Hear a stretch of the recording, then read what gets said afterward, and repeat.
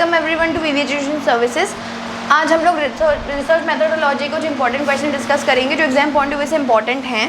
ठीक है, starting with the first question, what do you mean by questionnaire. सबसे पहले हम लोग बात करेंगे क्वेश्चनेयर की। क्वेश्चनेयर का मतलब क्या होता है, जब हम लोग कोई भी रिसर्च कंडक्ट करते हैं, ठीक है, कोई एक पर्पस होता है हमारा रिसर्च का। अगर मैं स्कूल के स्टूडेंट्स के ऊपर रिसर्च कर रही हूँ, मैं किसी प्रोडक्ट पर रिसर्च कर रही हूँ, एनी टाइप ऑफ रिसर्च के लिए मुझे हमेशा कुछ क्वेश्चंस के आंसर्स चाहिए होते हैं, कुछ मुझे डेटा चाहिए होता है, कुछ मुझे डेटा जानना होता है। ठीक है, तो उस डेटा को जानने के लिए मैं इतने सारे क्वेश्चन अपने दिमाग में रिटेन नहीं कर पाऊँगी कि मुझे ये पूछना है, मुझे वो पूछना है, मुझे ये पूछना है। मैं क्या करती हूँ, सारे क्वेश्चंस को एक सिंपल मैनर में अलॉन्ग विद द ऑप्शंस एक जगह फ्रेम कर लेती हूँ और उस पूरे फ्रेम की हुई चीज़ को हम लोग बोलते हैं क्वेश्चनेयर। तो क्वेश्चनेयर जो है एक डॉक्यूमेंट होता है जिसमें हम लोग सारे अपने रिसर्च रिलेटेड क्वेश्चंस उसमें लिख देते हैं और इट इज़ वेरी इजी कि मैं वो सेम सेट ऑफ क्वेश्चनेयर से सब लोगों से डेटा कलेक्ट करूँ। उससे क्या डेटा में यूनिफॉर्मिटी भी रहेगी और जो डेटा कलेक्ट करेगा उसको इतना सारा रिटेन भी नहीं करना पड़ेगा।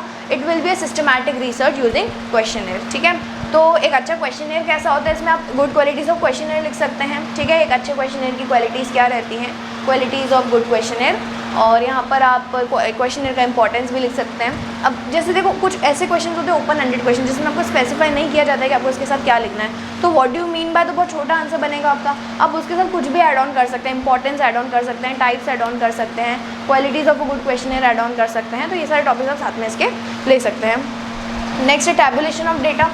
अब डेटा देखो, क्वेश्चनेयर तो में से तो मैंने जो डेटा कलेक्ट किया होगा वो बहुत ज़्यादा स्कैटर्ड डेटा होगा। मतलब मुझे पता है कि 100 लोगों से मैंने डेटा कलेक्ट करा है, तो 100 लोगों ने फर्स्ट क्वेश्चन का आंसर क्या क्या दिया वो सिर्फ वैसे लिखा रहेगा। ठीक है, तो अब मुझे उस डेटा को एट अ ग्लांस देखकर समझ नहीं आएगा कि चल क्या रहा है या क्या डेटा कलेक्ट किया है मैंने। तो मुझे ज़रूरत है कि मैं उस स्कैटर्ड डेटा को, उस फ्रेगमेंटेड डेटा को एक प्रॉपर टेबल फॉर्म में कन्वर्ट करूँ।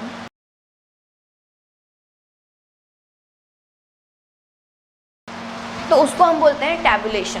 ठीक है, जैसे मेल्स कितने हैं, नंबर एक आगे, फीमेल्स कितनी है, नंबर आगे। फॉर एग्जांपल मैं कोविड पे रिसर्च कर रही हूँ कि किसको वैक्सीन लगी, किसको नहीं लगी, और मैं एक कॉलोनी से रिसर्च कर रही हूँ। ठीक है, तो मैं क्या करूँगी, किसी ने हाँ बोला, किसी ने ना बोला, ऐसा करके मैं बहुत सारा डेटा हो जाएगा।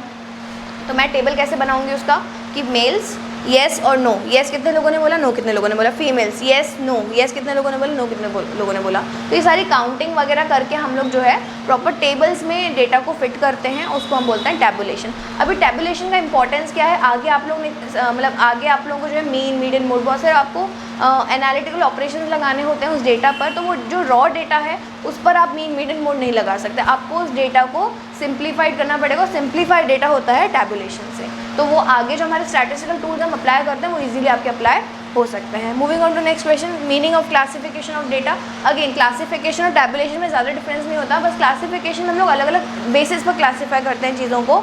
For example on the basis of geographical area, on the basis of gender, on the basis of importance, on the basis of relevance, ऐसे करके बहुत सारा हमारे टाइप्स ऑफ क्लासिफिकेशंस होते हैं।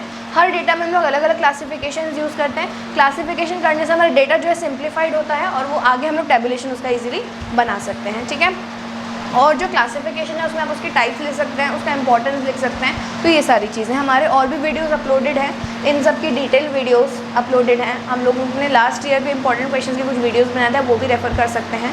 आप लोगों का एग्ज़ाम उससे अच्छा जा सकता है। ठीक है, ये सारे प्रेडिक्टेड क्वेश्चंस रहते हैं जो हमें ऐसा लगता है कि इंपॉर्टेंट टॉपिक्स हैं तो आने चाहिए। ठीक है, तो please go through all these questions properly.